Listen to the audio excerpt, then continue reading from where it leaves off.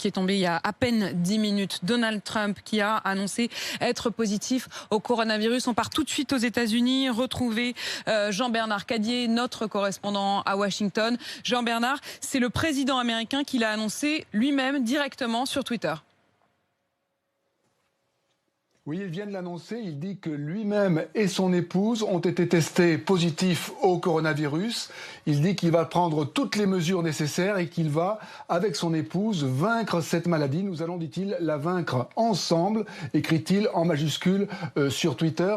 Ce n'est ici qu'une demi-surprise. On sentait bien ces dernières heures qu'il se passait quelque chose à la Maison-Blanche, car on a appris hier que l'une des plus proches collaboratrices de Donald Trump avait été testée positive au coronavirus après avoir voyagé avec lui toute la semaine, notamment en avion. Elle s'appelle Hope Hicks, c'est une des plus proches conseillères, ils se parlent toute la journée, elle porte très rarement un masque et non seulement elle a été testée positive, mais elle est chez elle maintenant avec les symptômes. Et l'on sait que lorsqu'on a les symptômes, on est davantage contagieux.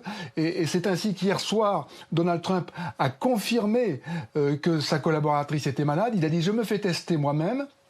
Ensuite, il a dit « je me mets en quarantaine avec la First Lady ». On s'est demandé ce qui se passait. Et donc, voilà ce qui se passe.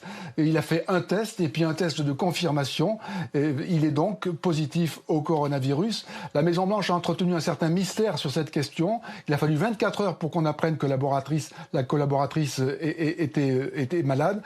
Cette collaboratrice qui, encore une fois, ne portait pas de masque. Et on sait que Donald Trump a beaucoup critiqué les Américains qui portaient un masque en disant que c'était ridicule, que ça n'était pas nécessaire.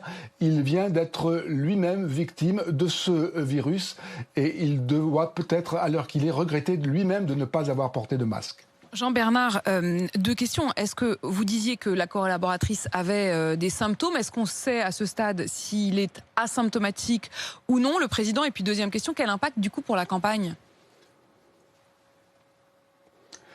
Écoutez, première question, est-ce qu'il est asymptomatique? Il y a 2 heures, il était en direct au téléphone sur la chaîne Fox News. Sa voix semblait tout à fait normale.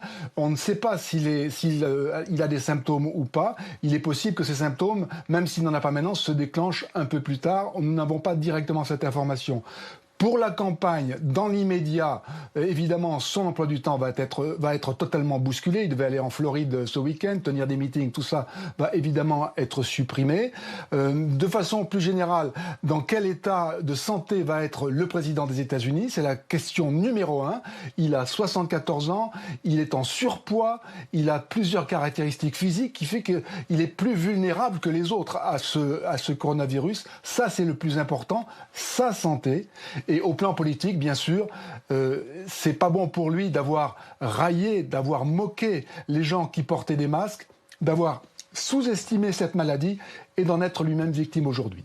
Merci beaucoup, merci Jean-Bernard Cadier en direct de Washington après cette information donc qui vient tout juste d'être communiquée par Donald Trump lui-même, positif au coronavirus. Et alors que vous parliez Jean-Bernard, le médecin de la Maison-Blanche a précisé que Donald Trump va bien. Voilà les mots du médecin de la Maison-Blanche à l'heure qu'il est. RMC 7.